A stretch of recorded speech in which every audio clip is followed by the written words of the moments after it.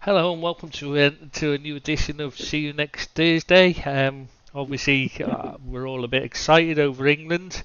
The excitement that the pure pleasure Billy has had from watching England this week which is why I'd just like to point out that's why we missed out last week, was because Billy wanted to stay at home and watch the England game. Go to the pub and watch the England game. He didn't want to stay at home because he was worried he might not be able to stay awake for the full 90 minutes if he did that. And you're not wrong, apparently we had to wait for him to come out of the coma tonight, which is why we're a bit late starting, because it's taken a while for him to come out of coma from the last game he watched as well from England. Were you that guy that was pictured at the game? Which one, Chris? The one falling asleep in the chair. Oh, yeah. Was it? No, it could have been, no, but it wasn't. Could have been anyone. Yeah. Could have been anyone.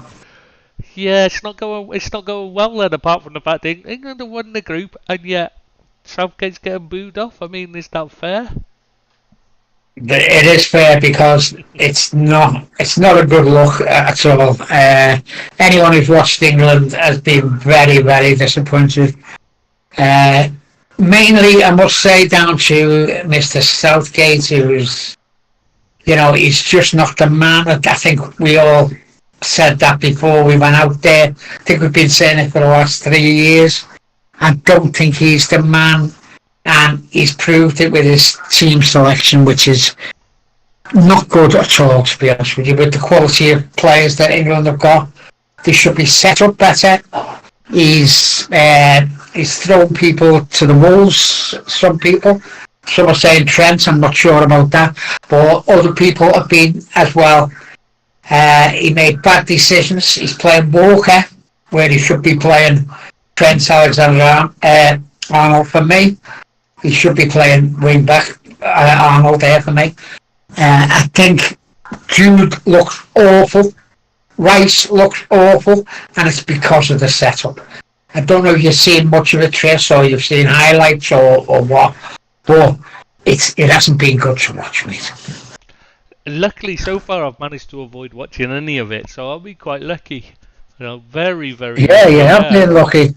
Yeah, I mean, the highlight packages, the only actual way I can access any of it is UEFA app, and they have highlight packages. And every time I've thought about watching any, they come up like they don't come up for like 2 days. So because obviously they let all the channels that are showing it round they wait until they've shown their highlight programs first, and then they put them out. So you're waiting like 2 days, and by the time that's come up, you look at it and you think, yeah, I've read all about it. I don't think I want to bother now watching any of it. The highlights would only take about 3 seconds. The highlights for England would only take 3 seconds. It's them walking on, it hasn't been a highlight up again. Yeah, absolutely. Yeah, but everyone had this expectation. They're actually still 4-1, I think, second favourites to actually win it. Why? I don't know. How they come up with this, these bookies, I don't know. But they have been absolutely awful. And anyone who says that, I know they've won the group. How they won the group, I don't know. They scored 1 goal with the amount of talent they've got. 1 goal. And they haven't created that many chances either. Yeah, it's hard not to moan, and I don't like moaning. And oh, come on. You're never going to your life. I don't like moaning for the sake of it, but I am moaning for the sake of it because it's just not a good look. But they're not the only side there who look awful as well. I think there's been a dearth of really good football. 2 teams I'd pick out would probably be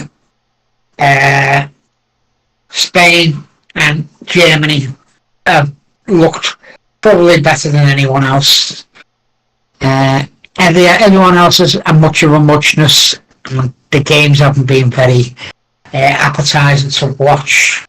They've been boring. People just doing enough to qualify. Now, hopefully, that's all finished now. Well, it'll be finished tonight. and we get to the last 16, hopefully they're going to be a bit more attractive and people are going to start going for the game. But up to now, I don't think it's been a very good watch. But people might disagree, I don't. Everyone was saying how good it was at first, for the first few days, and then every time, and then it suddenly tailed off after England played. Yeah, it got to the stage, see, where people knew what they had to do to qualify. So they're not pulling either full sides out or they're taking it easy so they don't get injured. And it's not good to watch. Been quite a lot of draws, low scoring draws, and yeah, it's underwhelming, really underwhelming for me. Yeah, it's even when you because the only thing if I'm awake, I'll look at the the live feed thing they do on the BBC. Yeah. Have a read of that live feed. You look at it and you think this is really even this. There's just not. It's not even making it sound like it's worth watching. You know what I mean? Oh, Seamus in the live chat. He's too busy to come and fucking record the podcast, but he's alright to come on the live chat. Yeah, miserable guy. Yeah, miserable guy he is, isn't he, eh? I tell you what, he's like Anthony. He says he's too busy. He's like Anthony, I'm telling you, off the royal family.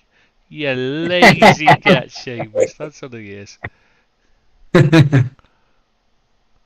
So, what is there anything good about the Euros you've seen though? Like Austria, have they not impressed you? Georgia, maybe? I've only seen a bit of Austria. They look alright actually, to be fair to Austria. Yeah, they look alright. And I'd say that the running up, the crowds have been good. The fan zones have been really good. People are enjoying themselves. And they're putting on a really good show, the Germans. I'd like to say that from the start. The crowds have been up. There's been, people have spent a lot of money going over there, especially, I'm just talking about England fans now. And they haven't had much value for money up to now. But I'm hoping that from this weekend, things are going to change. And we're going to have the knockout stage where people have got to give it a go. They've got to. It's the only way to... Go on, mate. I was just going to say, who's the most disappointing? Because Belgium have been getting jeered and lasers pointed at them and all sorts, haven't they? And they've been poor, and the Netherlands have been poor as well. Considering the players they've got, some of the top players in the world, possibly. You'd expect better from them. The football hasn't been great. They struggled. They're just not a... There's no... It might change, actually, that, as I say, after the groups are over. But Holland haven't looked good. They've just about qualified. As you say, Austria done well to qualify. They qualified top of the group, which is really good for a country of their size. And, so good luck to them. But you've got to sort out the wheat from the chaff now, and I still think the big sides will do better than the small sides. Although, to be fair, Slovakia done really well. And England, do England play Slovenia or Slovakia? I can't remember now. They're all the same to me. So, but some of the lesser sides, and Georgia, like Georgia, Turkey. They've, they punched up the weight. Because, they've had some good results. Turkey won again yesterday, 2-1. And, so it might start getting interesting when they've got to come out and play, which they've got to in the next few rounds. What I'm finding shocking is, because we do like a family sweep for every major event. I never win. Yeah. I never even come close to winning them. If it's the Grand National and we end up we often end up with like 2 or 3 horses each because somebody Yeah. doesn't bother doing it or whatever, forgets to pay up in time, like and that. She ended up, and all of mine will fall at the first fucking hurdle every time. You know what I mean? First round, mine are knocked out for once. I've got Italy this year in the Euros, and for once they've actually got through. I'm still in shock. I mean, there's something seriously wrong there. I think there must be a bit of match fixing going on for Italy to make it through against. I make the Kane case look soft, mate. They haven't been great though either. You know what I mean? Yeah, but They've to be struggled. fair, they're fighting against my curse. So Yeah, that's a point, Trish. Yeah, that is. see, if it comes down to it, if the finals England Italy again, I'm going to be cheering on Italy because I couldn't give a fuck about England. Let's be honest, but I could give a fuck about telling me about annoying all my family for the next 20 years at least. I'll be going on about. Remember the time when I was. I've been Yeah, so that'll. go back to England. Go on, mate. I've been very disappointed with Jude Bellingham. So, Mm, I know what he is. I know what he is. I know what he offers. I don't think it's his fault. I think he's a bit tired. Don't get me wrong, he is tired. Uh, um, he started off really well. Scored the first goal in the first game. Looked really good first 25 minutes, half an hour. But since then, he looks a tired man. I don't know whether he's frustrated at the way the team's setting up. It does not play to its strengths whatsoever. Uh, it's too condensed in midfield, and he looks really, we all know about Jude Bellingham. He is what you'd call a generational talent. But he could be tired. He's had a long, hard season. 50 odd games he played. but Some. if that's the case, But Southgate's got him. He's training every day. Well, why doesn't he just give him a rest? Go well, he should have done, shouldn't give he? him a gentle swim to loosen up the muscles, and then tell him to relax. What's the issue? Yeah, but There's no other excuse for tiredness. This really annoys me when they're saying the players are tired. Well, then stop training them. Do a yeah, lighter training instead of doing exercise, anything for physically exhausting. Do what George Graham used to do and walk them through defending as a unit, and or walk them through the attacking the attacking triangles, whatever. Just do something general with them. Make sure they get their rest, and then they'll be fine. There's no excuse for yeah, yeah. tiredness. I can't believe that I've seen that written why England can't do a high press, and play attacking football is because the players aren't capable of doing it because they're too tired. Well, they've managed it all. Managed it to play it all season. Why would they be too tired now? Yeah, I get that. But what I'm saying to you is that there is no press, but it's mainly because of the setup of the team. Everything's condensed into that four-man midfield. It was Arnold, it was Rice, Bellingham, Foden, and they were all sort of doing the same job. Trent looked way off the pace, to be honest with you. I don't think he should play there. I don't think he's going to be a midfielder, but that's just my opinion. I'd like to see him replace Walker as the right fullback and get forward and start, because there's no width. No width. Saka has been awful, to be honest with you. He looks tired. And I know you're saying tiredness shouldn't count. He's looked tired. Harry Kane's looked tired. Bellingham's looked tired. Foden's off the pace. And he's got to change it somehow. And he changed it with a second to go, or a minute to go, sorry, when he brought Gordon on, brought Cole Palmer on. Wow. And they changed it a bit. I know you're not a big fan of Gordon, but he made things happen in that 1 minute that no one else could. Sometimes just because you're not a good fan doesn't mean if they're your options, you don't play them just because you don't particularly rate them. When you look at the squad you've got there, he's the best option to play on that left wing for England. Even though I think he'd be a better striker. I think he's a centre forward. He's played out of position constantly for me. His strengths are all exactly what you need in a striker that's playing like he'd be great as a Jamie Vardy type, playing on a ball over the top and running onto You it. think so? I've never seen him as that. I've never seen him as a centre forward, to be honest with He you. was I for the under think 21s out on the at the left is the Euros. best. The Euros a Yeah, couple I of see him. yeah, and that was where he played, and he was excellent there, doing that. That He was was exactly quick. what he He did. is quick.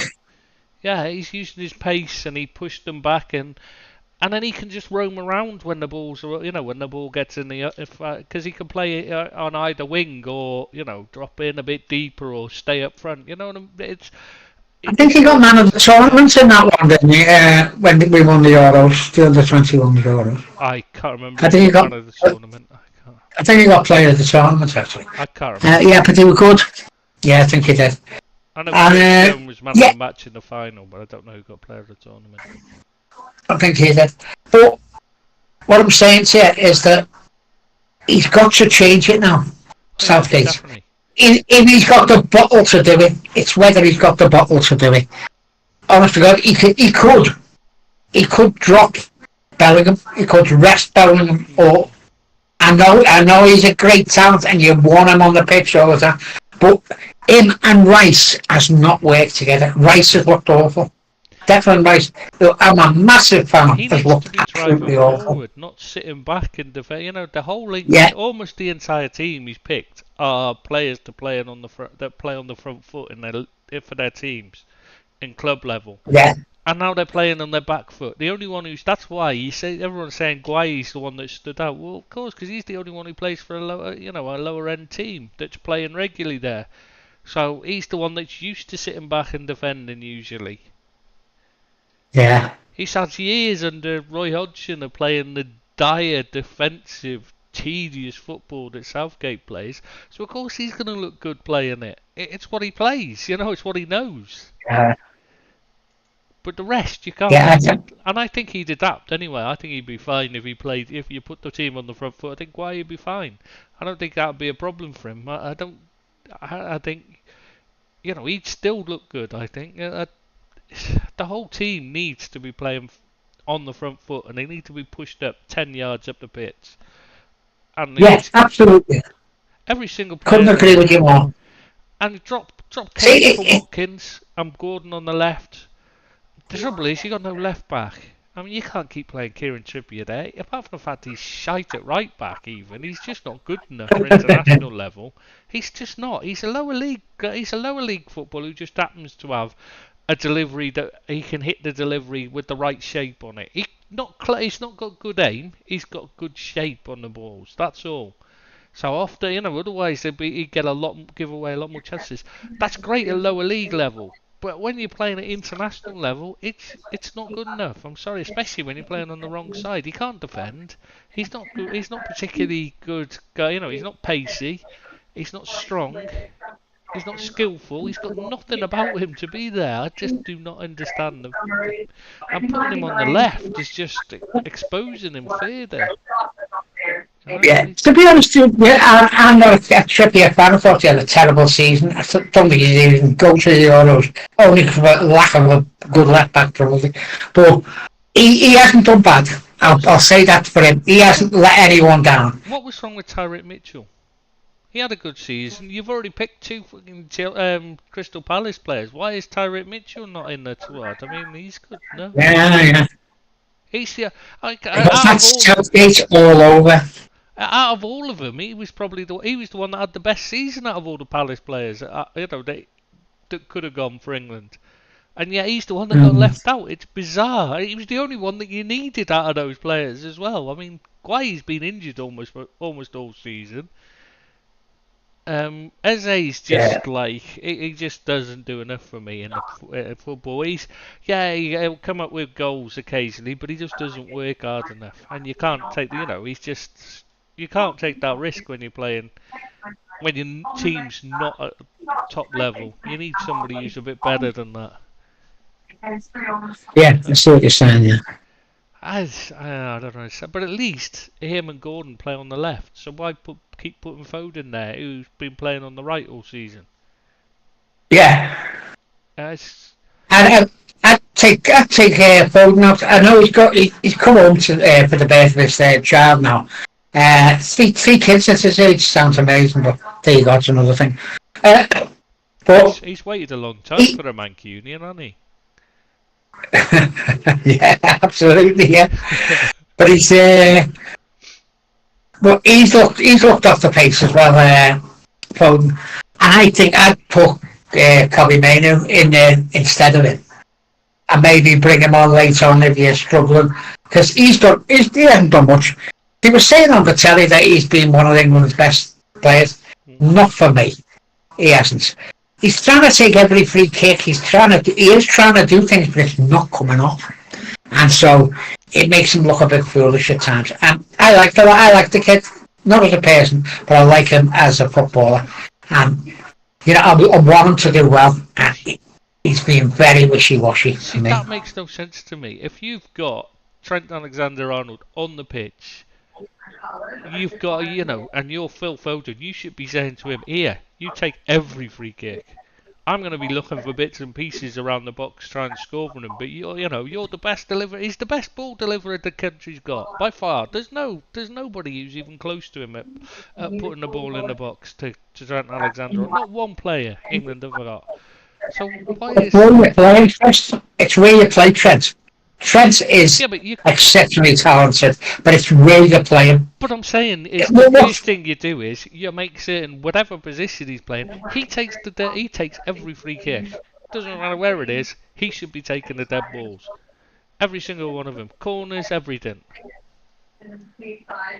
Well, there's an instance in the last game, 5 minutes ago, couple of minutes ago anyway, and England got a free kick on the right hand side.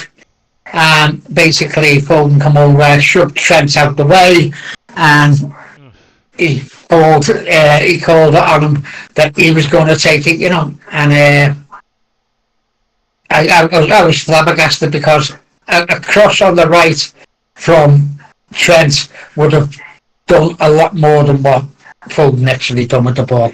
A left foot would come in, left side of the player, take with his left foot, you know what I mean, and it just didn't seem right to me. But Arnold got trumped, I suppose, because he'd been on the pitch longer. He'd only just come out, been on a few minutes. But we've had... And I wouldn't have that if I was Trent, you know what I mean? I'd be taking it. No, I mean, he's the best ball deliverer since Beckham. Let's be honest, England have had. If Beckham's on the pitch, you give him every dead ball situation. It's not even a question. It doesn't matter what position he's playing. That's irrelevant. He takes every dead ball. And it should be the same with Trent Alexander-Arnold. You give him the ball, whatever position that free kick is in, whatever position, if it's a corner, whatever, he takes it. That's it. It should be that simple. I don't even understand why you'd even consider having somebody else. It's been Trent and Trippier. It's been Foden and Trippier who've been taking the free kicks. Why the fuck would you want Trippier taking? And the corners. Yeah, no.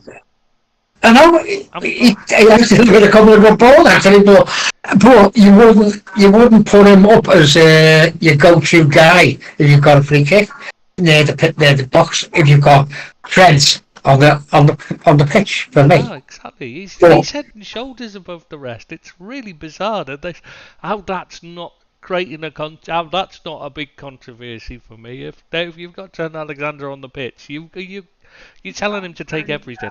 Don't listen to anybody else. The only thing you'd argue about is penalties. Obviously, you'd want Harry Kane taking them if there's a penalty. Yeah, there's no argument there, is there? Let's be honest. If there's a penalty, you'd want Harry Kane taking it for England. Yeah, absolutely. But every other situation has to be Trent Alexander-Arnold. My only problem with Trent is where you're playing. That's myself. I'd have him as a wing back. It's the only place you can accommodate him is at wing back. He's not strong enough in midfield. He doesn't get the time in midfield. And there's other players there, Bellingham, Rice, Foden probably, who don't allow him to do that, you know what I mean? So I don't know where he fits in. I really don't know. Bar for, I'd play him on the right side of wide right or as a wing back. I can That's the only very place I can see him playing. I can very much see him ending up as a midfielder at club level, but I think it's like, club level and international level, totally different. You have to go where, Yeah, at club level, you can go where best you get time to develop and get used to a position and play it and practice it and that. So you could do experiments like that. Go back to. I mean, he has played midfield all his youth career and that, so it's not that much of an experiment. But but when you're taking him away to European Championships, if it's not his main position, and you've already got your strongest play, your strongest group of players is the midfield. You don't put him in there. You put him where you've got a weak spot, really, because he is a fantastic right back. We know that he's a fantastic right wing back. He's certainly the best England have got. So play him there. Whereas in midfield, you've got yeah, Bellingham, Rice, you've got Foden who can play there. You've got Mainu who's been fantastic this season and really has. yeah. It's sickening to see that he's not getting enough minutes, in my opinion. I mean, Yeah, even I've Gallagher's said that. been excellent for Chelsea. He's been their only player. He's the only player that's turned up all season, basically, for Chelsea. If it wasn't for him, they'd have been in the relegation battle in the early part of the season. I mean, Yeah. there's players like that should be playing in midfield. Trent Alexander-Arnold right now, he's played most of his career at right, almost his entire career at right back. Put him at right Yeah, back yeah. and he can be a threat. He can do damage to the opposition. Well, I just don't understand the thinking of even putting him there. For me, like I said, I thought it was just so he's got a scapegoat when it goes wrong. Because he's a Yeah. failure. Let's be honest, Gareth Southgate is a failure. He doesn't win things because that's what he is. He just isn't a winner. Yeah. I've got no problem with Trent playing there instead of Walker. Walker's been poor for me. He's got pace. He has got pace, Walker. But, if you're looking to win a game, you don't want Walker there. You want to have Trent playing fullback. I really would. I would have Trent as my wing back and give him license to get forward, put in crosses, because there's no one putting in crosses. There's no width in the England side. Saka has looked, he's cutting in all the time. He's never getting to the byline and cross. And I like Saka. I'm a big fan of Saka. I think he's a marvellous player. But he looks tired. He looks unmotivated. He looks as though he's going through the motions. And he's a better player than that. We all know he's a better player than that. But I would personally take him out of the firing line. And You wouldn't play him at what I left back. midfield. What? You wouldn't play him at No, left back. no, actually I wouldn't. But he wouldn't be the worst left back, but no. I would definitely have Trent playing on the right side of either wing back or full back if he wants to play whatever he's going to play there, and split that midfield up. Split the midfield. Put out Jude or Rice. I don't think the two of them can play together. I'd have Kobe Maino in there, and I'd have Gordon on the left, and then it'd be between Foden. What about Watkins up front? I'd have Watkins. Absolutely instead of Harry. Harry looks terrible. He looks tired. He isn't fit. He never played for Bayern the last so many games or whatever. Yeah, and he looks. Shouldn't have been taken. I thought he was going to pick all these players who have done well for the clubs and all that, and he's just telling lies. I mean, he said. I mean, you look at the squad. Guay hasn't barely played all season. Kane had been out injured and just come back, and he wasn't even fully fit. Wasn't even fully fit for the start of the tournament. You've got, he's not picked anyone on, and the players that have performed well for their country and deserved a shot, players like Mainu, who just sat on the bench. Even Palmer, you've got to say, I'm not the biggest fan. I don't think he's as good as Chelsea fans believe and make out. I think if he'd have played for I can see why City let him go personally, because he's very much a flat trap bully. You know what I mean? He's great against the little teams, but when he plays in the big games, he's absolutely non-existent. You know what I mean? Absolutely Yeah, ridiculous. I would definitely give him a go though. I would definitely give him a go just to change things up But yeah, I was going to because say we he's look deserved his static. chance. He's deserved his chance of all the players. He's certainly done enough to deserve a chance out of the players that he's taken. And Yeah, Foden's not working. Put Palmer, give Palmer a chance. Foden or Saka, one of them, or play him in central midfield. It doesn't matter. Just give him a chance. You got to go yeah, with the players who, even if you, like I said, it's not about whether you rate them or not. It's about the ones that are playing well, are on form, confident, flying high. You put them in. That's how to make a team work. It doesn't matter whether you give them the chance to prove you wrong. That's what you should be doing as a manager, not holding them back. You should be saying to them, look, if you don't think they're that good, there's no harm in telling them, I'm not convinced you're the right choice, and I think but you're playing so well, I'm gonna give you the chance to prove me wrong. So go out there and make me eat my fucking words, ram it down my throat, show me why you should be first yeah, choice ring, and that's you can motivate. You don't have to be arm round the shoulder and tell them how great they are all the time to motivate them. Sometimes you can tell them their shit and motivate them by telling them that, you know what I mean? But yeah. you don't have to just stick your arm around them and say, "Ah, you're great, you're wonderful," and all that. That just doesn't work enough. You've got to have, but you've got to have two sides to it. You've got to do more than just tell them they're great. Otherwise, it's too. What's the motivation Don't for you them? think Southgate can change it? Just you think he's got the ability to change it? No, no, he Has he hasn't. got has he got the wherewithal to tell Declan Rice he's not playing, or to tell Jude Bellingham, I'm sitting you out for this one. I'm going to put Cole Palmer in. I'm going to put Gordon on the left. Saka, you're coming off. I'm going to have someone on the right for you. I think, I'd have more respect for him if he actually tried things and changed it up. And everyone's saying it's too late to start changing things now. It should have been done in things. Well, why didn't he do it? Why didn't he do it in the friendlies he had? The waste of time friendlies. And he's playing Harry Maguire in them, And he's took Luke Shaw, who isn't injured, hasn't played for 3 months or something, and he's kept him in the squad. It's ridiculous. Luke Like I Shaw, said, who's up to us anyway. yeah, exactly. Well, why weren't players like Tyreek Mitchell given a chance? You can't say it's because he plays for Palace when he's picking he's picked Gueye and Eze who played who did. Yeah. I mean, Gueye couldn't even play for him because he was out injured until the last couple of games. I think he played the last 2 and that was it.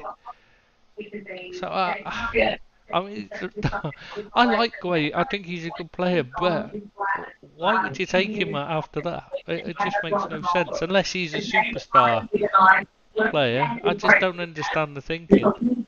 I know he's done well, and you're not complaining that he's done well, but you do think you've got to give. If you're going to take players like that, you've got to have backups for them. So you need other left-sided players, and he hasn't even taken any other left-sided players at all. No. Other than Shaw and no. Gueye, both have been injured all season. Both end of the season. I mean, end of the season. So neither were fully fit. Why? It's just. Nah, he's a shithouse. Southgate, it's that simple. He's just a sly bastard who just wants to. He'll just wait until he gets the sack for failing, and then he'll go and search for a few more advertising opportunities on the back of it, like he did when he knocked England out by missing the penalty. Because he didn't get those Pizza Hut adverts by accident.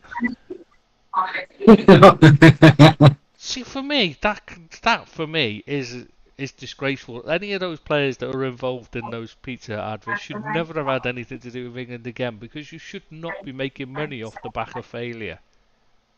Yeah, I see what you're saying. So Yeah. ashamed of it. They should be, that should be shameful and not something you go and make money off. That's just wrong.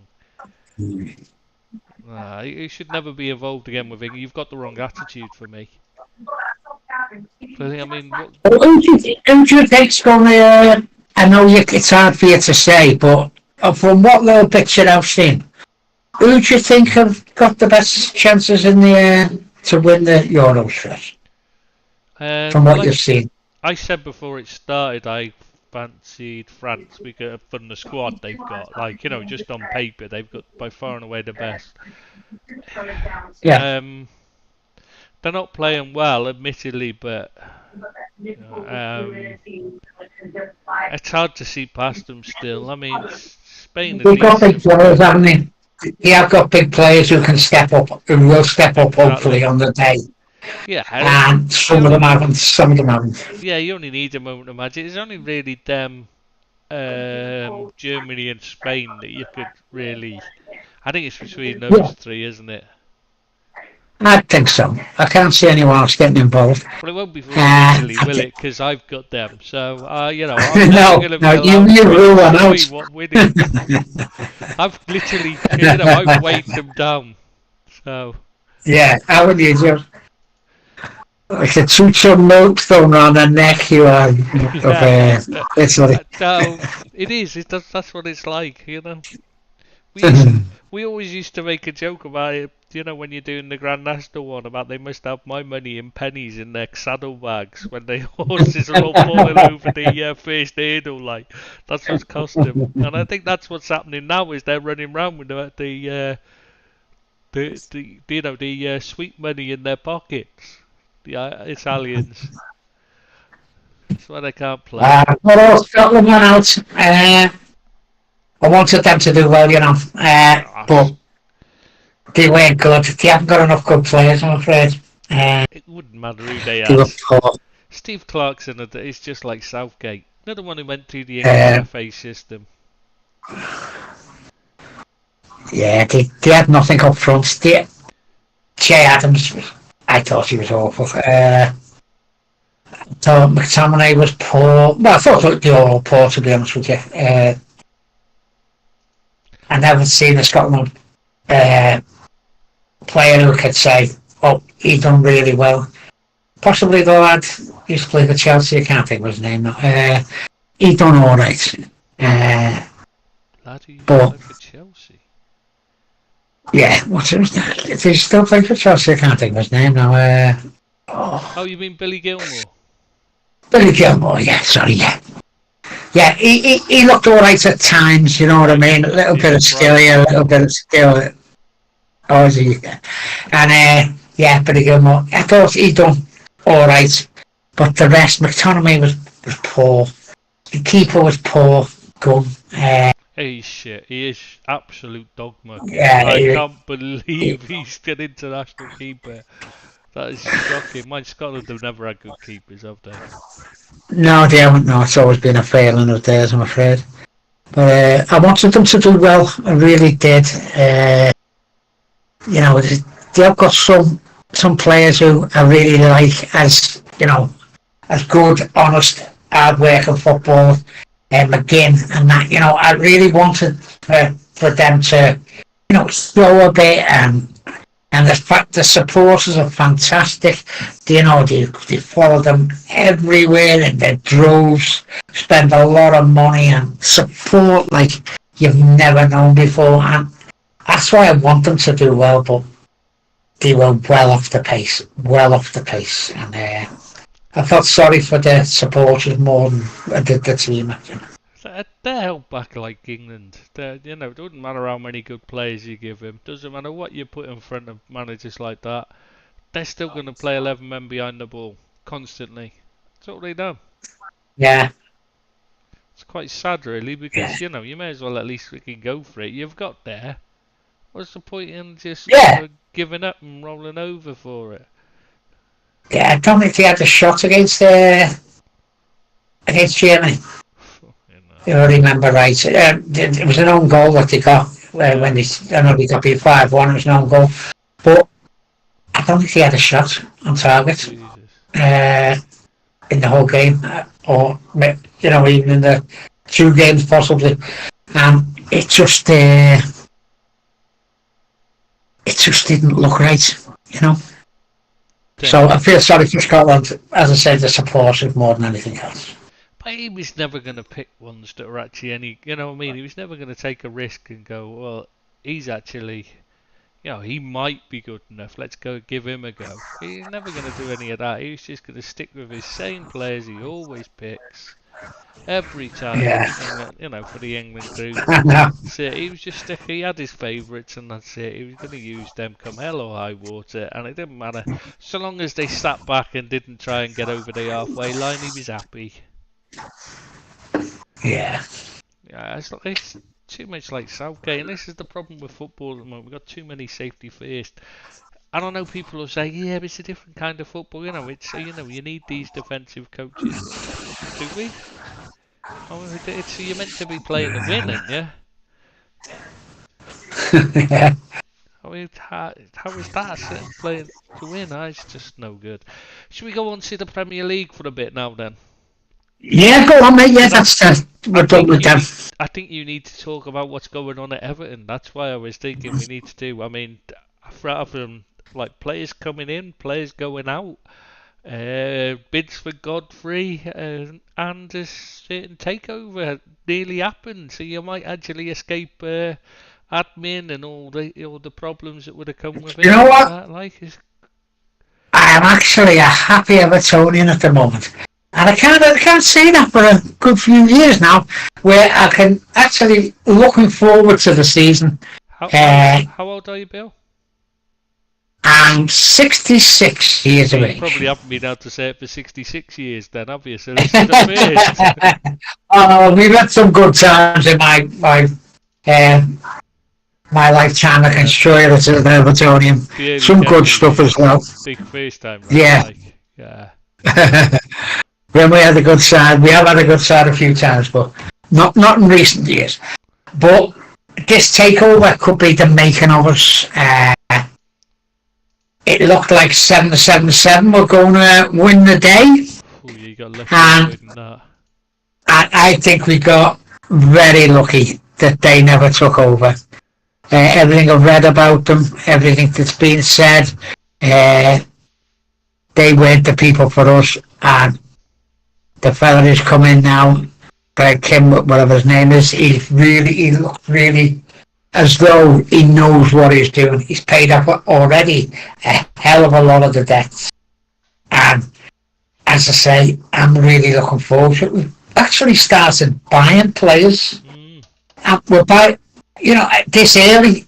We usually leave it till the last because we usually take other people's cash offs.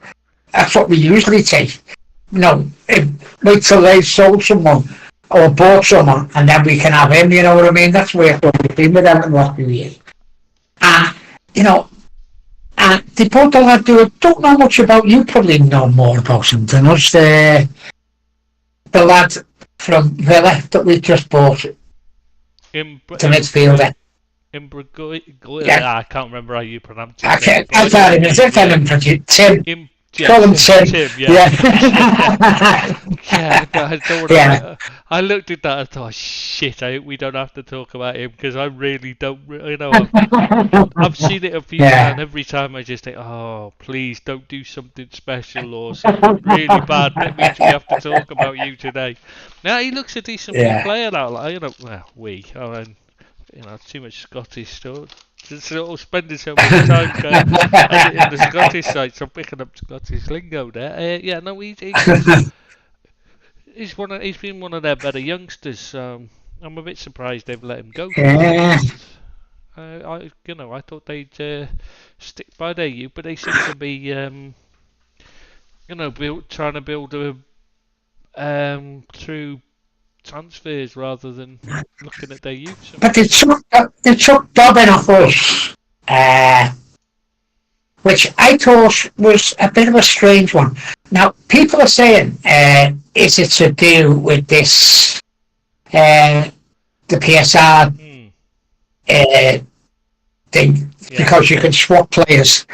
I'm not sure. I don't know. I'll be honest with you. I don't know. But it just seemed a bit dodgy that we're taking one of theirs for, say, 10 million. No undisclosed fees. But it was mooted that he was 9-10 million. And then they were paying, it's undisclosed again, 9 or 10 million for Dobbin. And it's like a swap deal, where money hasn't, well, whether it's changed hands and she got changed back again, I don't know. But it seems like a swap deal, and I don't know whether that's to get round. I don't think Sharks thinks it is. Yeah, But well, I didn't take any notes. He thinks everything Chelsea ever did was above board, though, didn't he? So, you know what I mean? He thought they yeah, were a well-run club when they were playing all these backhanders and stuff under the cable counter payments and all that. So, like, you know, yeah, he just doesn't see corruption when it's right in front of his face. That's the thing. He just thinks it's yeah, all yeah. I know he doesn't know. all light and roses, and you know, it's like him saying about the referees that there's no cheating going on, and the FA spend millions, sorry, on lots of money I on know, yeah, stopping corruption. Yeah, well, every government spends billions every year on trying to block corruption, but it never does a fucking thing because corruption always yeah. goes on because humans are corrupt. It's So, out there. you I'm know, afraid it's out there. there's And no way these English referees are that bad, or they wouldn't be getting promoted if they're that bad, you, unless there's some form of backhanders going on or something. Simple I as think that. you've got to be very naive to say that there's no corruption going on in football. Definitely, there's We've loads. talked about it a few times, but there's so many anomalies going on in refereeing, VAR, results going the right way for Match fixing, the that likes sort of of side. Scal and things like that. You can't tell me that there aren't backhanders paid. And clubs like Man City, Chelsea, just to name two, because they're probably the most corrupt, haven't been paying people. And they've got lawyers now trying to get them off this 115 charges, which still haven't been there. That's not right. It just can't be right what's happening there. They should have been first up before the beat, and that sorted out before the likes of Everton, Nottingham Forest, who've got 1, 2 charges. Get the 115 sorted out, and then sort us out. That's something I've been meaning to ask you. What's the coverage like of this? The guy who did the football leaks, the hacker who leaked all the stuff that led to this 115 charge, because the FA and that wouldn't have even known about, wouldn't have even made any attempt to find out either that they were doing all this. There was all this backhanders and all this going on, and the UEFA as well the The, same. But for for the football leaks hack, the WikiLeaks one, yeah, the yeah. football The leaks, Football Leaks one, yeah. Sorry, yeah, yeah. Rui Pinto, the guy's name, the hacker. That's the name, yeah, yeah. He's come out in the last few days or so and said he's got more evidence against Man City, more emails that prove that they're guilty of more than 150, more than just 115 charges. So what's been the coverage like in England? Because I can't find coverage of it anywhere, other than I can't. that I know that There's he's nothing done it. here. The only thing I've seen is a few people who have, the people involved that have put it out there, Rui Pinto or whatever his name is, and the people who are working with him to have put it out like on their social media accounts, but it's not getting any coverage that I can find. I've been looking and nobody seems to even be referring to it at all, and I'm thinking this is Well, there was fucking something around huge. the week before last, and it was supposed to take 2 weeks to first get the results, and then there's been nothing since then. But There's how? nothing of the results, and I don't know. Yeah, but Nothing in the press. why is nobody talking about the fact that this guy's come out and offered more evidence, and everybody's just ignoring it? I mean, it's shocking. Surely they should be saying we need to see this evidence. If you've got evidence, it doesn't matter if you've obtained it illegally. We should be, this is the thing that annoys me with this rule where you can't use it in court. But still, they should want the evidence because they should want to look at it and say, right, well, these are more charges that we need to play. We need to prove against them. Even if we've got, if we can't use this evidence, Yeah. we need to find other evidence because obviously they're guilty of a lot more. And this is what he's saying is there's a lot more out there. They've done far more, and I've got proof as well as more proof. Better evidence than the 115, and yet I can't find anybody even reporting it. It's shocking. It's just There's been been so nothing here, shocking. really. Nothing. How would it? Because nobody raised it's almost not been talked about entirely from the entire season. Like from the moment they got charged, everyone should have been saying whenever they got a victory. You know, every commentator except every time they score a goal. Yeah, you know, it was nice, but you've got to put it against the fact that they've been cheating for years, possibly. Even if they haven't been, it's got to hang over their heads or should be. And it's not. It's not Talking been. of corruption, Oh, Deeps is with us at the moment. yeah. Hello, Seamus. Hello, everyone. Hello, Deeps. Oh, we can How you start doing, now mate? then.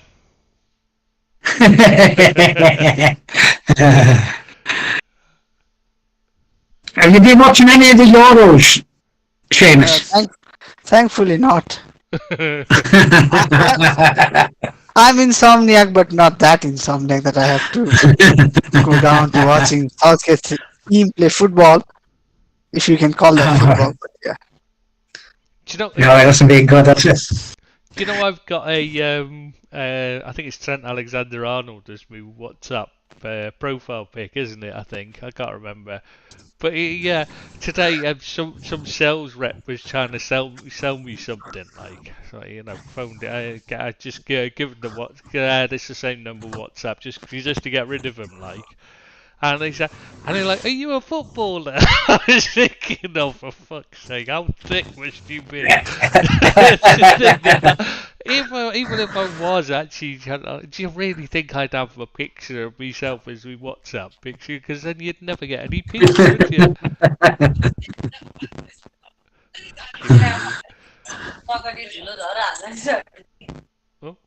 Oh, shit! Told us. I think he's in trouble. This might just be the first. No, this might just be the first time my mother has had any kind of. Oh, she could have an input. Get her on. She's probably got more football knowledge than you. No, she's definitely smarter than me, but she can't speak English for starters. Well, there's not really much difference, to be honest. I mean, your Irish accent's very difficult to understand, mate. Oh, we need to get Bazza back. But still, it's better. But it's better than two Scousers trying to speak what they call English, but it's basically gibberish. No, we speak. We speak good English. Oh, Kings. Absolutely. English. Shit, forgot. I forgot she's dead now. It's the Kings, isn't it now? Yeah, this is the King's area, isn't it? Long live the King, isn't it, Billy? Yeah, absolutely. Long live the King. God save the King. Yeah. God save English football. Shit, let's go back to the football, please, for God's sake. Maybe we should discuss the monarchical system of England. No, maybe that is more enjoyable and entertaining than watching England. Yeah, let's talk about England's history. Anything other than England football. Did you see that? Harry Kane said England England as a nation haven't won anything in a long time or something like that. And one of the England women footballers said, we won the Euros and we came second in the World Cup." I was thinking, oh guys, why didn't you just stop at you won the Euros? You made your point, and then you ruined it by saying, "But we came second in the World Cup." Oh, yeah, that's second. He said, "Win." Fuck's sake, woman. Oh, she'd absolutely scorched him, and then she made herself look stupid afterwards as well. Like, just to, Yeah. Just stop when you're ahead. Or Harry hasn't won anything, has he? Has Harry ever won anything? I think he won a coin toss. I think he might have won a golden boot. Did he win a golden boot for the year? Yeah, something like that. Yeah. Do you remember he even threw? Do you remember when it was who had it between him and Son? Remember, and it was clearly Son had the last touch, and he argued about it. And no, it was Eriksen's. No, it was Eriksen and his free kick. Yes, that's it. It was clearly. Oh, yes, that's right. Yeah. Yeah, that's it. That son of a bitch and his kids. Oh yeah, and he didn't. You could see he didn't. That's too far. That is just so he could try and win the Golden Boot. That's he doesn't deserve. I reckon that's what cursed him, to be honest. No, he He's was been good born at it, to- actually. He's been a good player. He has been a good player. Harry Kane. Oh, he's a fantastic player, but he's not what England need. No, he's not what any team that wants to win needs. Yeah, I'm telling you that curse is so real. that 100%. It's definitely real. Is there anyone that doesn't believe it after this season? Neverkusen won it. Nothing Exactly. more needs to be said. I mean, you just can't. That can't be underestimated. Just how bad. Everton are going to be one of the top 4 sides next year, by the sound of it. Yeah, in the championship. Sorry, what? Oh, In the championship, they win. yeah. Have we been relegated and we've missed it? No, Everton are going to be top half again. We should have been top half this year, by the way, 12. Not top half, yeah, that's. And Is it? Yeah, How is so- it top half? no. 12. no, 10th, should have been 10th, possibly. Only for our points deductions. There you go. I think we're probably 11th, 10th or 11th, something like that. Let me get back to the takeover and, more importantly, Bramley Moordock. No. Have you all been watching Bramley Moordock online? No. It's I can honestly it's say I been haven't. absolutely fantastic. Deeps, have you watching it? No, mate. BMD? No, I only you don't know watch- what you're missing. I feel like that England fan right now. I only watch the Theatre of Dreams, Sailing Its Tears. Yeah, Theatre of the Dreams, yeah. Theatre of the Nightmares. Theatre of Dreams, definitely. Hey, No, third highest Everton, waterfall in the I'm UK. pleasantly surprised. Yeah, wasn't it nice of Sir Jim Ratcliffe to say that he'd like the government to pay for the Yeah. the new stadium? Yeah, that's nice, isn't Out it? of the taxes he Yeah, doesn't yeah. pay. Yeah, absolutely. What a fraud he is. What a crank and a fraud he is. Such SJR, whatever his name is. Yeah, don't like him one little bit at the moment. Oh, horrible man. So, don't get me He's a Yeah, started. bit I think like so. he's a bit like Arsenal for me. The name itself is it like Arsenal sounds like arse and anal together. There's him Ratcliffe is rat. Yeah. It's appropriate. It's a Jim Rats. Yeah, it is rat, isn't it? It's just Tell you what, Seamus, can I ask you, were you ashamed to be a United fan when you seen that water pouring down from the roof of the Theatre of Dreams? Were you actually ashamed to be a United supporter? No, it's not about whether I was ashamed or not. It's more like those are the things that actually justify the huge uproar and almost hatred towards the Glazers from especially the match-going fans. Yeah. Yeah, I can see Because, that. no, because I have to be honest. As an outsider, it's like everything just always funneling towards the Glazers out is a bit too much for me sometimes. But Yeah. when you see things like that, when you see that the canteen, food, hygiene departments, all everyone giving bad reviews, then surely. No. Now you can say the players were recruited poorly, the manager wasn't good, this that you overspent on this player, that player, whatever. But the infrastructure has to come down solely to the ownership and nothing more. Right. Yeah, it was poor though, wasn't it? It's poor relations. It's as though the supporters don't really matter, get only secondary, and it's more about other people than the supporters.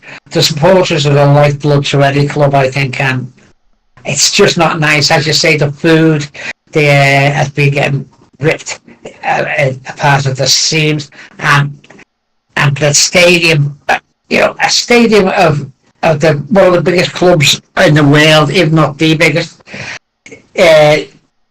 The roof leaking, it's raining down on stuff. It's just bad. Run another club, that bad. Run another club. Sorry. Yeah, they've been awful, really bad. And it's not like the fans get given discounts for having such horrendous experience when going to the matches either. They charge exorbitant amounts. It's extortion. It's basically extortion. It's not fair. They should be reported to what Amnesty International for crimes against humanity. I'm not just saying United. I'm saying all English football clubs. They're ripping fans off. You think that's a rip-off? Have you seen the Copa America thing? There's virtually no one in the grounds because they're charging like the minimum price. The basic tickets are $383. Holy heckins! Wow. And basically, you look at the pictures, and there's like virtually nobody there watching the games. Now, would you rather have 30, 40, 50,000 people turn up for 100 quid or Well, they've got 15,000 for 300? Yeah, well, they're saying why not make it? It's the idea is it should be a spectacle. It's supposed to be a great, great thing to watch and a great atmosphere and that. They've got these college football stadiums where they play, college American football. I'm assuming. Yeah, we understand that. They've got like 100,000 seater stadiums for these massive stadiums. 100,000 seaters. They could charge people $10, $15 a head to get in. It doesn't matter. It's not about it shouldn't be about making what's the huge. It should be about filling the ground and making a great atmosphere for it. Take care, Stephen. Yeah, but this doesn't sound too well for the upcoming World Cup because it's happening in America. That's why I was mentioning it. And do you think that if the money that it generates with the food and the hospitality and everything else, the merchandising that goes with that $10 ticket or $15 ticket would far outweigh having 8 to 10,000 and paying $300. Just doesn't make sense to me. Well, I was reading about one of the American football teams. I can't remember which one it is, but they were having trouble. Their stadium was empty. They were struggling. And the guy who's taken over like recently, and what he's done is he's made it into the best stadium in American football apparently, or baseball, whatever. One of the American sports I should say, because I'm thinking that might not be American football. I could be wrong. I don't know their sports that well. I just remember he's lowered prices for the tickets, but he's improved the food, made put more. Made it better food, improved, and basically he's given them more for their money. But the profits he's making have gone through the roof because people are going along to go to the game and they're having a proper, meal there as well before the game and stuff like that. Yeah. They're actually going there and having a full meal and stuff. And so the merchandising and the food and drink has just gone through the roof, and it's absolutely, the ticket price is saying really, don't really need to charge, but we need to make sure we can track who's where and stuff like that in case there's problems and stuff like that. It's basically just a card, now it's just a placeholder for where you sit. Really, is all they're selling. It's not actually where they make their money anymore, and how we were always told the English game would go with all the money they were getting from Sky and that. We were always told they'd stop worrying about charging fortunes there because they make their money from merchandising and selling food and drink and stuff, and so the actual ticket prices would go down. We were told in the English Premier League, and instead they're going up and up and up. It can't be. It can't help. It can't be better for the game. I don't understand why they do No. I don't know if they think... No, it's very short-sighted. Very short-sighted. But you might gain in the short term, but in the long term, you're pushing away the next group of fans. Generation, yeah. Generation, that's the word I was looking for. Yeah, because they can't afford to go. The kids can't afford to go. People can't take their kids because it's too expensive, so they stop going when they have kids. So you're losing that generation as well. Yeah, it's yeah. The Premier League is a very short-sighted league. It's all about greed. And I do wonder how long it can keep going at this rate before they have to start Right. rethinking the ticket prices. Yeah, absolutely. I mean, Have we seen any big moves for Liverpool yet, Chris, for players? Have you heard anything? there's not really any big moves for anybody at the moment. I mean, you know, No, no, probably because of the Euros. Probably waiting until the Euros are over. But yeah, and the Copa America, of course, so a lot of the big moves. yeah. I mean, Yeah. Mbappe obviously has moved, but like even that, it's a free transfer, isn't it? You know, so there Yeah. hasn't been anything really happening in far as transfers at the moment. I mean, it's still early. No. It's not even. It's only. Doesn't it actually not open the international transfer window till the first anyway, July? All right. Okay. Yeah. So yeah, Yeah. that'll probably see a change. But that. So what do you Who, reckon with that who would you be hoping for, Chris? Who would you be hoping for as a Liverpool supporter? Who would you like? Calafiori? Who's on your radar? Calafiori or Bastoni would be the ones I'd love for centre back. Not going to happen, but they're the two I'd Right. like. And to be honest, I don't know. I think we need to be looking at Robertson and Simicast as not the answer at left back. But I do like Beck and I'd like him, but I'm not sure he's like Robertson and Simicast. He's a wing back, so I'm not sure he's suited to play. And if Slot's gonna play the same as he's done in Holland with a inverted wing back, fullbacks. I mean, I'm not sure Beck's the right lad for that because he's very similar to like Robertson and Tsimikas, you know, where he wants to make driving runs down the left. But I'd look to move on Tsimikas and put Beck in as the other left back at the moment. From what I've seen, love Calafiori, you know, or Bastoni in particular. He'd be the definite first choice if you could have any left-sided centre back. Because I think Van Dijk at the end of the season was god awful. He started brilliantly, but he just looked. So he definitely needs someone to, you know, take the weight off his shoulders. I think, yeah. No, I think he's just I think he was just. He's not up to it anymore. He's getting old. You know what I mean? He's had a couple of serious injuries, and I think he just needs a rest every so often. So he needs someone to actually be able to take his place. Other than that, it's a right winger, but I mean, who is there? Do you think what sort of game time do you think Salah's going to get this year? Maybe you have Kudus. Kudus, yeah. Oh, Kudus. Yeah. Yeah. I wouldn't complain about him. Yeah, but that's the thing. You wouldn't like go all out for him either. No, because it's just one good season. But I don't know. He was decent in Holland before they bought him. He was one that was, you know, everyone was looking. No, but you're gonna get charged like what, almost double what you arrived for last summer.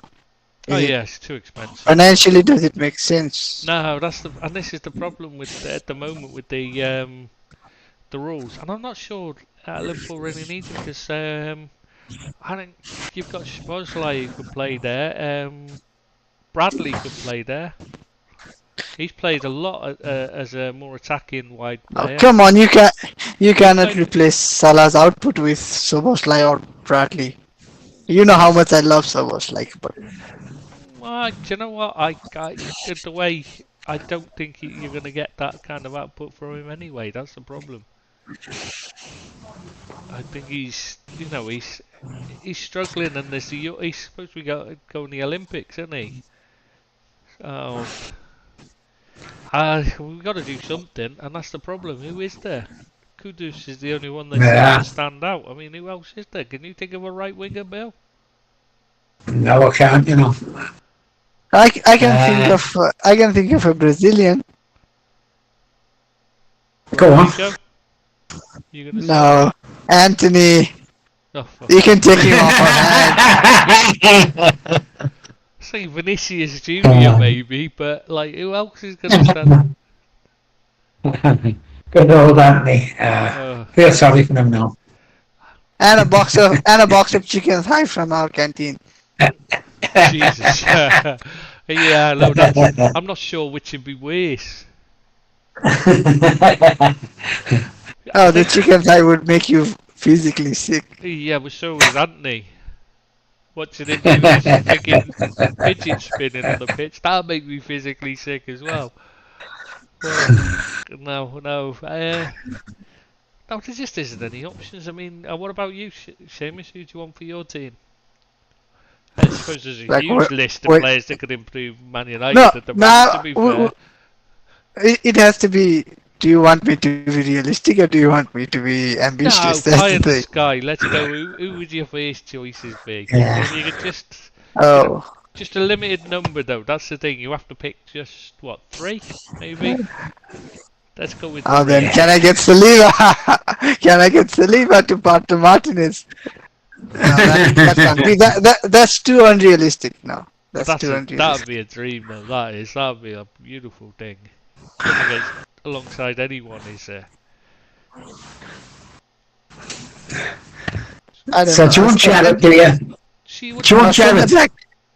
No, Jared would be realistic. He's not a pie in the sky. Come on. Oh no, I was thinking surely your first thing you need is a keeper. But the keeper, I would suggest, wouldn't get me any fans. I'm still not over De Gea. You'd bring back De Gea, but I think he's after a year out. I think, well, I don't know. It'd be quite interesting. Do you know what? I think that'd be interesting to see if he come back. No, I'd really love Ratcliffe to tell Ten Hag, fix this fucking mess you created. If I was Ratcliffe, I would bring De Gea in, and I would tell Ten Hag, you started this shit. You fixed this one. No, Billy, because we were meant to get better with the ball, with possession football. We were fucking shit. We were worse than Everton. Oh God! We were worse than Everton. That can't be true. No, we were playing out from the back. We were actually worse than Everton. I'm not joking, because at least Everton knew they couldn't do it, so they didn't try to do it. Just because every once in a while Onana can make a long punt to one of our quick forwards doesn't mean we're just all of a sudden a team ready for tiki-taka football. Yeah, and Onana, we had this, and Onana makes sure he makes even easy saves hard, and he doesn't make hard saves at all. But even that on the ball as well, he just always looks like a problem waiting to happen, doesn't he? Yeah, that is my point. That is what. Yeah, no, that is why I say bring back De Gea, because at least with De Gea, I don't. As a team, if we don't give the ball to him in trouble, he won't put us in trouble either. And then if we put ourselves in trouble, you can rely on him to rescue us with a couple of worldies. You wouldn't want him back though, De Gea. No. But on a more serious note, I'd try my hand for Magic Mike, Mike Maignan. Right. For a keeper, and then I'd go for a midfielder. No, you just he's an unknown quantity with the ball at his feet. Right. Okay. You don't want. Did you say? Yeah, with Oblak, you don't know how good or bad he is with the ball. Yeah, that is. I think he isn't good enough to play for a team that wants to play possession build of football. In simpler terms, he's not good enough with the ball at his feet to play for Guardiola. That is my assumption. Right. But I don't know whether he's inadequate or just hasn't been asked. And maybe after having almost a decade of playing defensive football, no possession football, maybe even if he had abilities, lost some of them so I don't want to Yeah. spend too much on him. It's too much of a risk. Right, okay. Yeah, I'm with you on that one. Oblak's a great shot stopper, but you don't want him as your sweeper keeper. Because you don't know if you can do it. Yeah, it's a I'd go risk.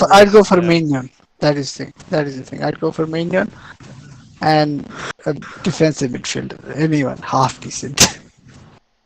Anyone who can run and yeah, pass the Are you ball. happy with Hoyland? Are you happy with Hoyland and Garnacho?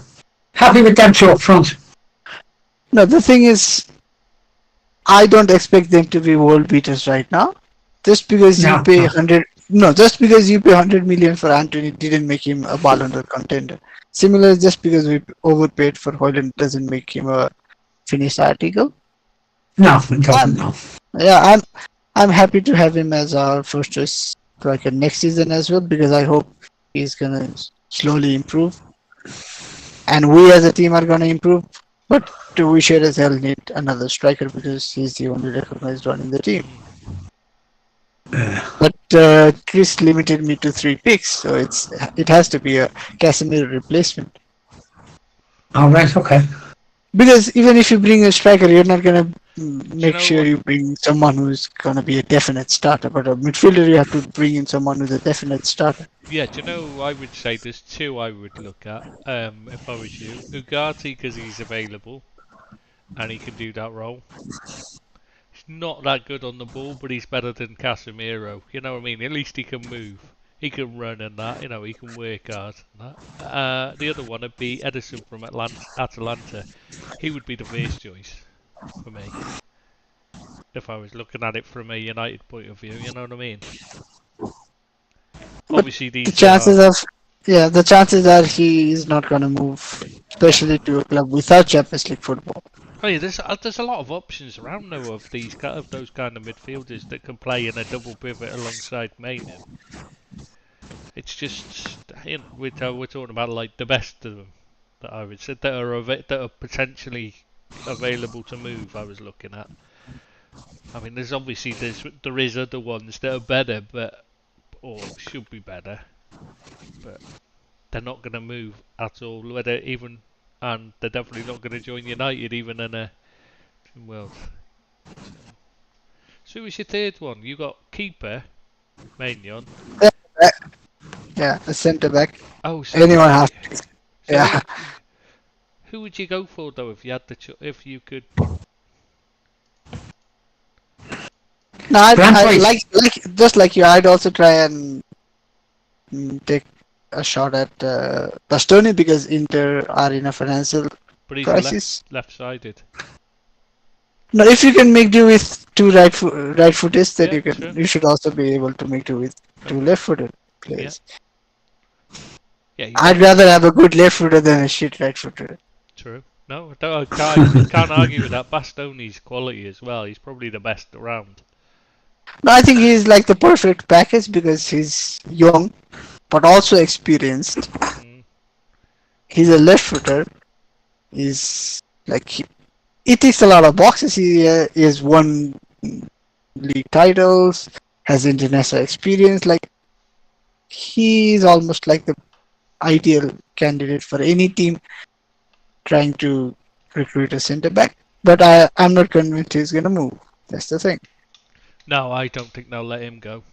I mean, Calafiori's I've available. not really, yeah, I've not really watched him much, but maybe Tomori is a decent start because he's homegrown English, Right. also been part of a league-winning setup, and I think he might be a good foil for Martinez, but Yeah.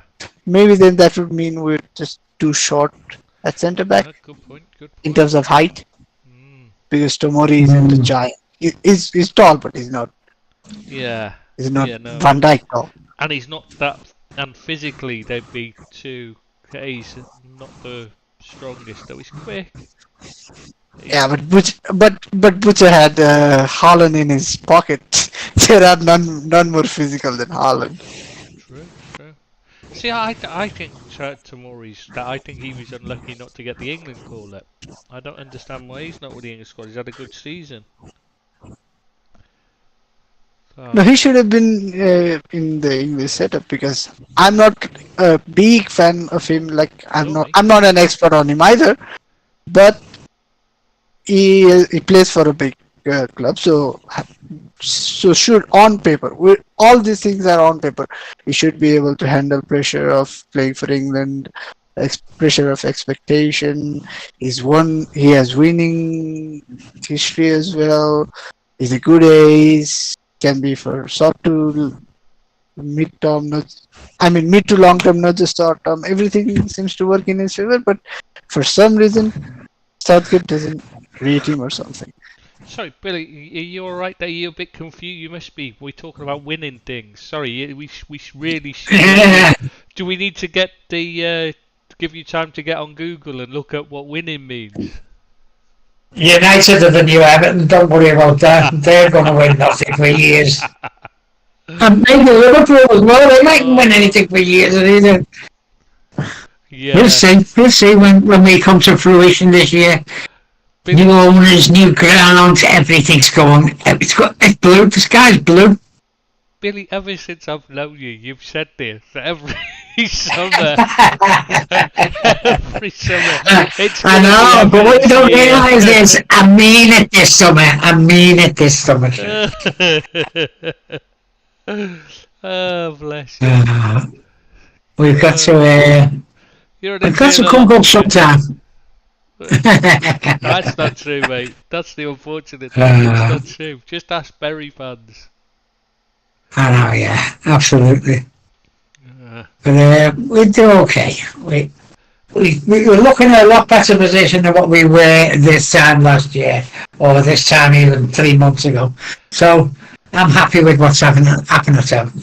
The big thing that gets me though about Everton, what's happened there is, Mishiri was an accountant, for fuck's sake. How did it get so bad? I mean, of all the people, The problem is, I know he wasn't in charge, but still, he's an accountant. He still should have been saying, "Well, hang on a sec, we need to balance the books here." It's his job, you know. yeah, he didn't know nothing about football. That was it. Mishiri, a lot of mistakes. Yeah. Well, let's hope the people who are coming in now and I'll sort it out and get them back where they should be. It's in the top half. It really is astonishing, though, isn't it, that like an accountant could let a club get in such a mess financially. It just makes you wonder how has he ever made his living as an accountant? And he's supposedly earned billions doing accountancy. You just wonder how much of Everton's money's ended up in his back pocket in that case. To keep his billions, he certainly weren't earning it legitimately, judging by the way he's run them. I know. He had Alicia Rusmanoff, didn't he, to fall back on when things went wrong. He hasn't got that no more, so that's why he's in trouble. That's why Everton are in trouble. But it not my money. It does show that like there is a need for some kind of PSR to protect clubs against this kind of thing. You know, when the owners suddenly put money in, there is a need for a PSR, regulation to stop this. I know people say, "Oh, but it's his money, just spend it." Yeah, but they can put clubs in serious jeopardy if they suddenly or for reasons out of their control. Look at Gretna in the Scottish League. They went and drew together. They were up in the SPL and starting to make progress in there, and then the owner died suddenly, and there was no provision for the club, so they ended up going under, completely vanished. Yeah. Because they simply didn't have any kind of foundation for the money he was spending, and that could easily happen to a football club in England as well, or any clubs. There is a need for a kind of PSR, but it needs to be more proactive rather than reactive, and not to be taking points off them for overspending. It should be stopping them being able to spend until they balance the books again. You know what I mean? That's what it should be about, protecting clubs, not penalising clubs who have overspent. That's not protecting anybody. It's not doing anybody any favours. It's not making the game better. It's not improving anybody's. It's not even improved the game. It didn't improve the season last season by deducting you and Forest points at all, did it? It didn't. It didn't help No. make it more enjoyable for anybody. Apart from maybe when we were taking the piss out of you for a few minutes, it made it more enjoyable for the rest of us. But like, but that's it. It didn't actually make the games more exciting because Everton had points deducted. It just made you feel a bit like it just left a sour taste in the mouth, especially Yeah, I know what you're saying. when there was no need to do it. They could have done, there's plenty of other punishments they could give out for this kind of thing, but it shouldn't be, like I kept saying, it shouldn't be about punishing. It should be about helping them manage their finances. When a club is in PSR trouble, that's what it should be.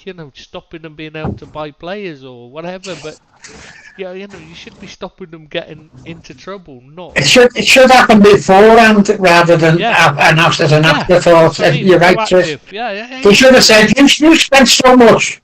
You're right on the breadline that you can't buy no more players and you can't invest in that. And that's your limit.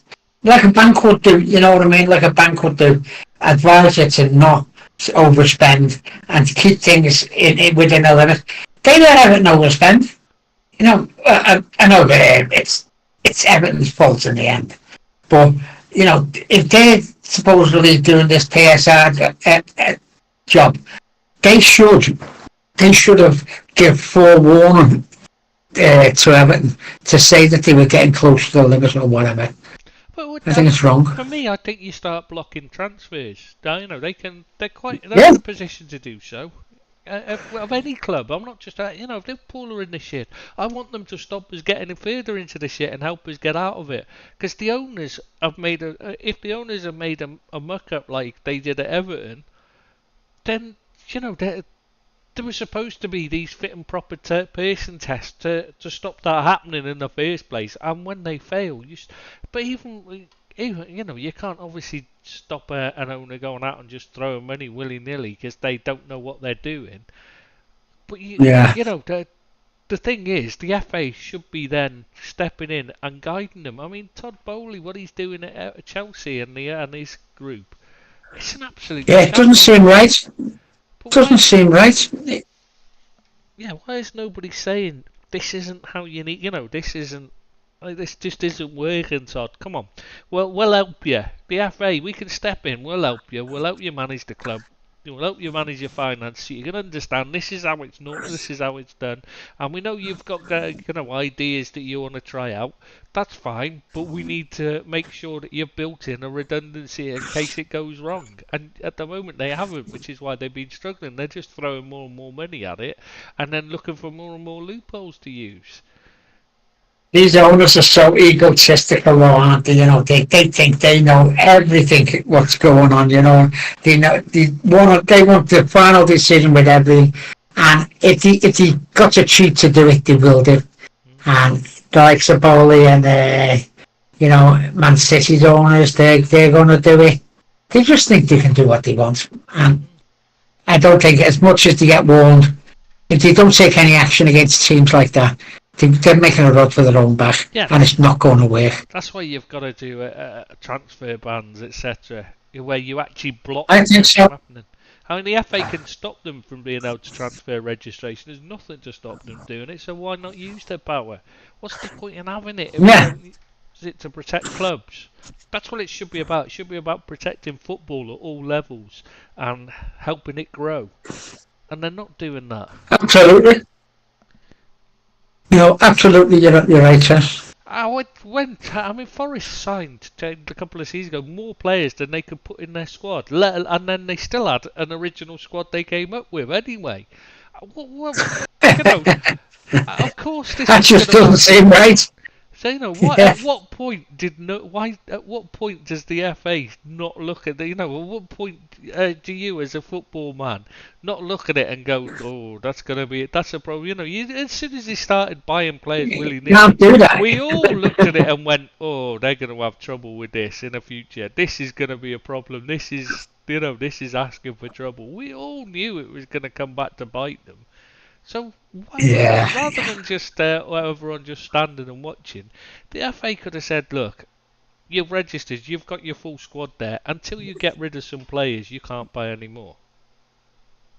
You can't Yeah, have these players who can't train for the first team. They had like a bomb squad of players that were nowhere near the first team, and you can't just keep sending them out on loan to Olympiacos either, because that's just ridiculous. That's what they keep doing. Buy them for Forest, buy them and then send them on loan to Olympiacos. It's ridiculous. That's cheap. yeah.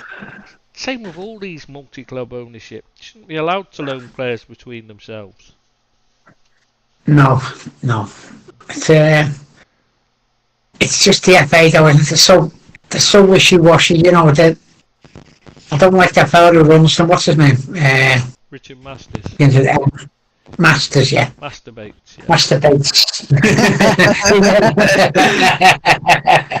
Yeah, he seems a bit of an arsehole to me, like, but maybe it's because what he does to Everton, but he just don't like him one little bit. But it will get sorted out this year, hopefully, and people will be brought to book. I don't know what date's been set for the hearing for Manchester City, but the sooner that's over and we can get that that monkey off the back of everyone, the better for me. The problem is, we all know they're going to get away with it. That's the problem. That is the problem. There's three of us here. Which one of us, any one of us, do we think? Right, let's start. Billy, do you think they're going to get away with it, or do you think they're going to get a heavy punishment? Strip titles, maybe, relegated, etc. Anything of that? No, that's going to happen. There's going to be a financial implications, and that's it. There may even be a very small points deduction just to show that to coming down harsh on them. But as regards taking titles and relegation and heavy points deductions, no, that's not going to happen, I'm afraid. Okay, Seamus, what do you think? What, Man City getting punished? Yeah. Nah. They're just gonna make some kind of political deal between the states. Maybe like Billy. The maximum I can see, like I can realistically see City getting is a transfer window ban, like for a year. Anything over that, I'm not even expectant.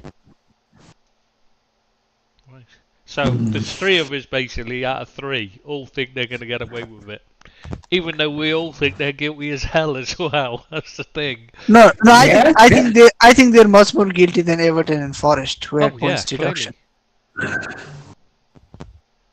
It's just astonishing that Pep Guardiola come out with the barefaced cheek to lie in front of the camera and say they're innocent. Well, he knows they're not. Otherwise, we all know full well that he's not, that Mancini isn't the only one that gets under counter payments from them. Let's be honest. And Chelsea were doing the same thing as well. So remember that they've still got to face the music for theirs as well. Yeah, there's gonna the few clubs, Aston Villa and Tottenham, have also been mentioned for that as well. So I think it's going to be more than one. Just them two clubs. I think there's going to be a few dragged into it, and and Everton and Forest as well are going to be saying, well, you give us punishment, what are you going to do with them? Yeah, rightfully so. Because what Everton and Forest are guilty of isn't anything like as bad as what Chelsea and Man City are guilty of. No. That's the thing. It's not even in the same ballpark. Well, it's hard to see anything happening though, isn't it? Right, is there anything else we need to talk about? Is anything else happening from the Euros and the Copa America? Because there's no transfers to talk of, really. The Cricket World Cup, but you don't want to talk about that. You two want to talk about the Cricket World Cup? No, it's really not at the moment anyway, so you can't really talk about it. I just know maybe Billy should. watching it. No, maybe Billy should like catch me up on how Nepal performed because apart. They've done all right, to be fair to what they are. Yeah, they done okay for themselves. So They they're got a couple shite of then. good players, actually. But they went great. They went great. They don't expect it to be great. But they did their all, and that's what it's all about. No, Billy, Uh, I will come out and say it. Although I haven't watched much, but South Africa were lucky not to get beat, let alone win. We just lacked experience, game yeah, Quality, experience. We just intelligence. Oh, no, sorry, no, I was Chris. talking It about wasn't you. quality. Sorry. No, it wasn't quality. It was 2 runs from 2 balls. It was just lack of match awareness. yeah. No, I I thought tried they to thought play they you, done well. mate. That was all when I was saying lack of quality. They You done mean well with something themselves, else. actually. They performed well, and they're not one of the big nations, but they done well for minnows, and I thought they did the country proud. No, the best athlete from the country couldn't participate because he's too busy doing a podcast with his cousins.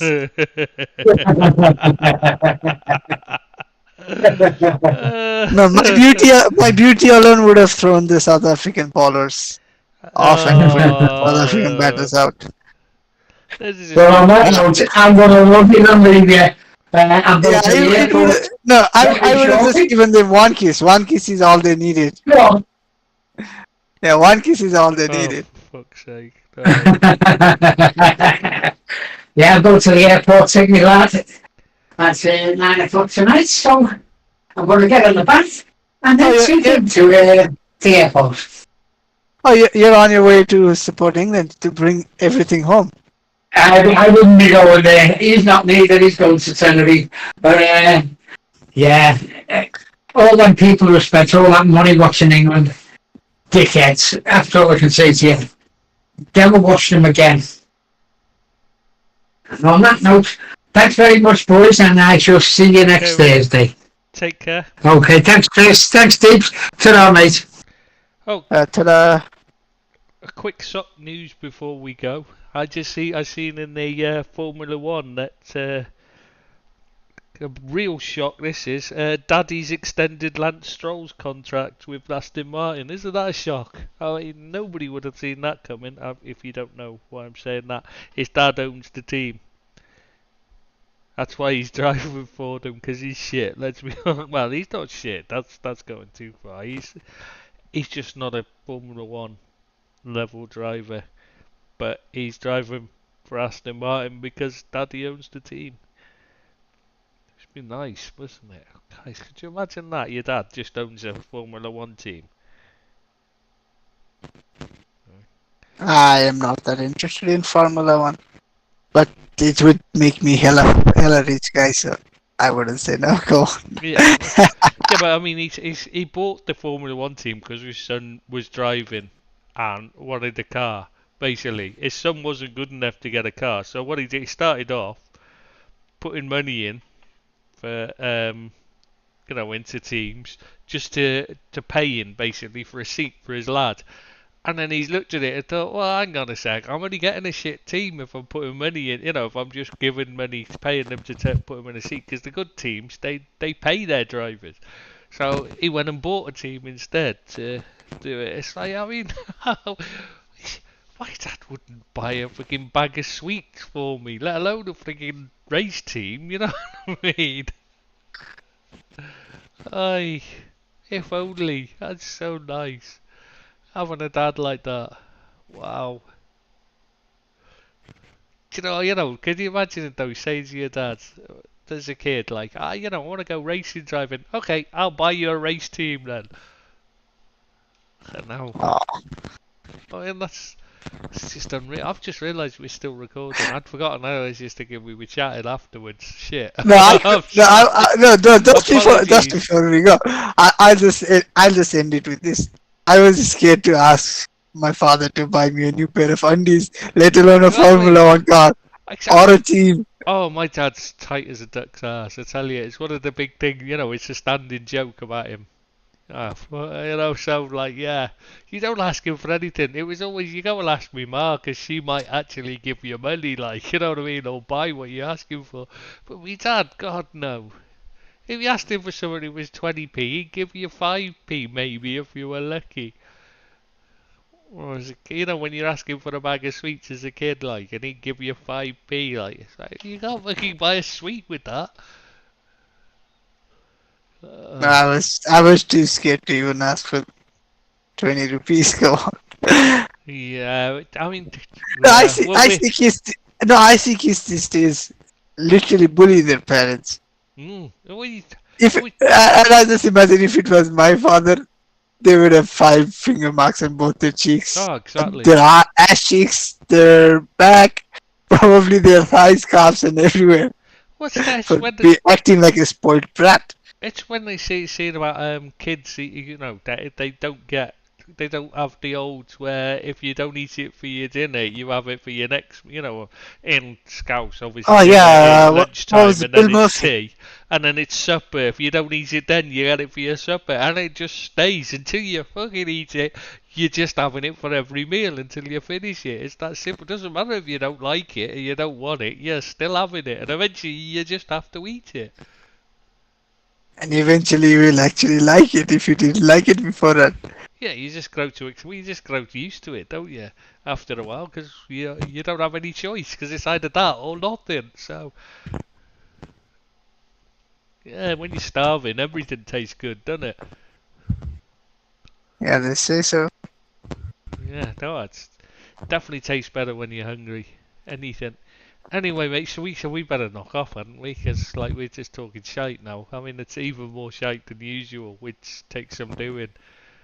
Unless the Irish has anything happened with the Irish national team because they didn't make the Euros. So, is there anything exciting about them happening?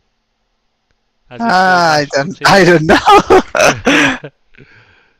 they Ah, were so they were so good that they didn't even feel the need to participate in the Euros. yeah, it's a bit easy for them, isn't it? No point is there. Yeah, it's beneath the Irish to Yeah, play in the Euros. too easy, too easy. Yeah, Don't want a tough. Give them a bit of competition and they'll be there. But Euros, nah, it's not worth it. Uh, And it'd be nice to see in the Copa America, Argentina are actually still winning. Because yeah, I'm they're just, winning. yeah, I think if they win that, I think Messi will win the Ballon d'Or. I also think if they don't win it, Messi will probably win the Ballon d'Or again. Just because he's Messi and it seems to be the way it goes now, doesn't it? Yeah, but for those who are gonna come at us, the last time I checked, a certain Liverpool flop has outscored Messi in the MLS. Oh yeah, The ball, what's oh shit. Christian Benteke? Yes, that's it, Benteke, yeah. Yeah, he's outscored. I mean, that takes some doing to be outscored by Benteke. He doesn't even move anymore. No, he stopped moving the moment he joined Liverpool. Oh yeah, it was god awful for us. I mean, he'd stand out if he got the ball outside the box, he wouldn't move to get in the box. If he got in the box, he wouldn't come out. If the ball came out of the box, so he'd always be offside and cause problems that way. Oh, he was just awful, so lazy. One of the worst signings of all time, but still better than Messi in MLS. So. Oh, I'm gonna get No, but Baptist for that one, apparently aren't I? Messi, yeah, apparently MLS is a much tougher league now.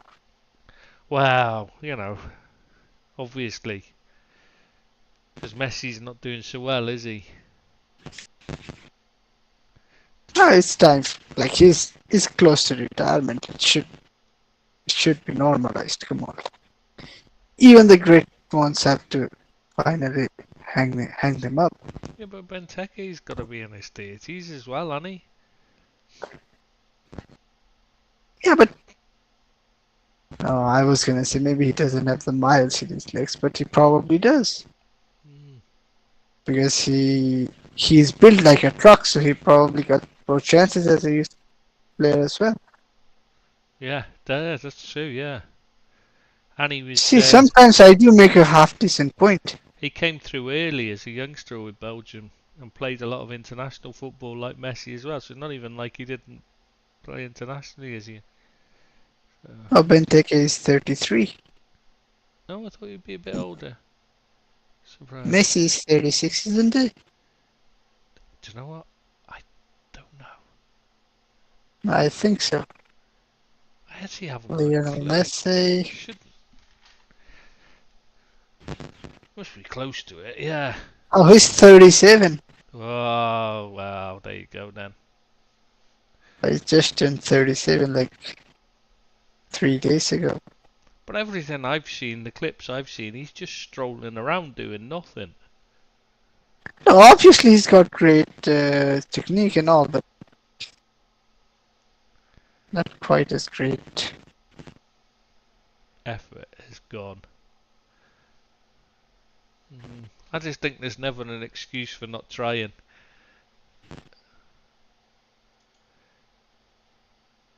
Can make excuses Yeah, for most things, but not making an effort. That's just not something you can excuse. And why are we talking about Messi anyway? What's happened here? What were we do? We were going. Copa, Decided no, not. it was you who Sorry, brought up my Copa fault. America and him Yeah, winning the next Ballon d'Or as well. yeah. Sorry.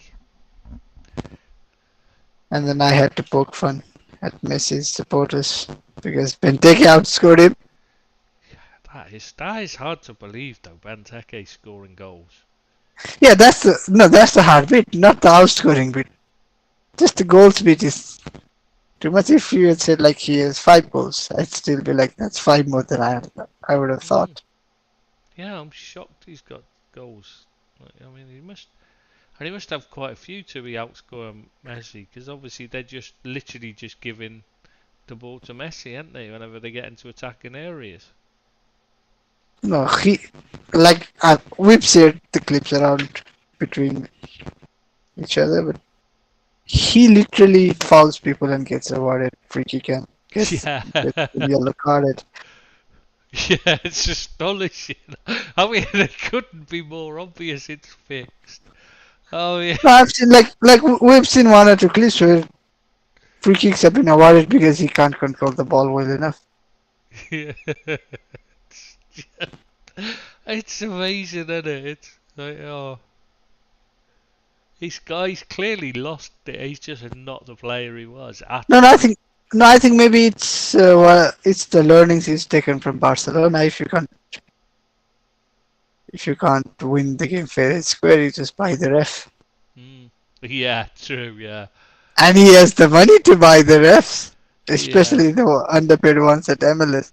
But it's the American way anyway, is to is to just fix things anyway. Everything's like they think the WWE's is the epitome of sporting excellence, don't they? That's how you run a sport. So it should be, organise the result beforehand. Just play what you want in between, but this is the result we want at the end. That's how they think it should be run. Yeah, basically Messi scoring a goal or creating an assist is good for the marketability of the game, isn't it? Yeah, exactly. That's all they're bothered about. They're not bothered about winning and stuff because the trophies don't mean anything to them. You're not getting relegated, so it doesn't matter if your team loses, really. Yeah, it's like whether you finish. I don't know whether they have a league system or what exactly, but whether you finish second or runners up, whichever way it is, or you get knocked out in the first round or finish last, how much of a difference does it make? Virtually not. It's only whether you go if you finish outside the top few places. Yeah, you don't make. There's most of the teams go into their playoff setup. So there's only a few that miss out. So that's the only thing that could cost you financially is you're missing out on those end of season, post-season games. Yeah. So. Anyways, we should get Yeah. going. Yeah, we should. I should apologize for being late. That's all right, mate. It was just good you got on here. That's all. So we just need to. Once What we we go need is to off, get I'll tell you Bazza why. back. We need to get Bazza back. We're missing. Surely with no Irish football, he should be free. Yeah, this is Bazza though. He's always making excuses. You know what? You Irish are just. You know what you like. But yeah, just think it'd be nice to have your adopted dad and as well as your granddad on here. Billy and Bazzy, your adopted dad and granddad. I'm with you. You know, to hold your hand in that and help you through. Anyway, sorry everyone. Oh, we've got completely sidetracked. It's because there's no football to talk about. We're reaching here, desperation. So I think we're just going to have to call it here and say see you next See you next Thursday. Yeah, take care everyone. Thanks for listening. Bye bye.